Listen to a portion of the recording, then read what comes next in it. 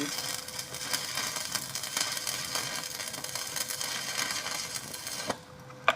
Diba? Para hindi magalaw yung kamay mo, huwag kang maglulo kasi Alas man ang buha nga mo, ha? may kalulo ata eh. Maglo na. Para hindi masyadong magalaw.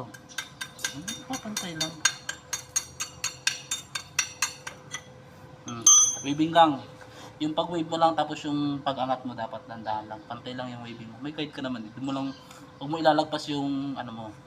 Huwag mo ilalagpas tong rod mo sa ano mo sa guide mo.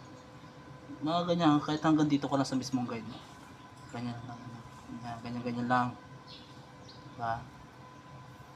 Tapos dandahan din ang pag-angat. Ganyan lang ang dandahan. Dali lang no. Hindi kaya mapapatay pag sobra na. Dikit dito. Mapatay din. Hindi, basta may ano ka, may allowance ka. Huwag mo naman yung nakadikit na sa ano, bakal. Lagyan mo ng allowance. Kahit mga, ako basta lagyan mo lang allowance. Kung ilang inch yun. Huwag mo lang din masyadong malayo kasi nga yung buga ng ano, sabog na. Diba? Kita mo naman yung pag gumagano na yung rod, diba? Sobrang layo na kasi ng rod mo nun. Kaya i-dot-dot mo lang siya. Huwag mo lang din masyadong malapit, mamamatay yung ano. Para ka na nagcha-champer nun. Okay, bira.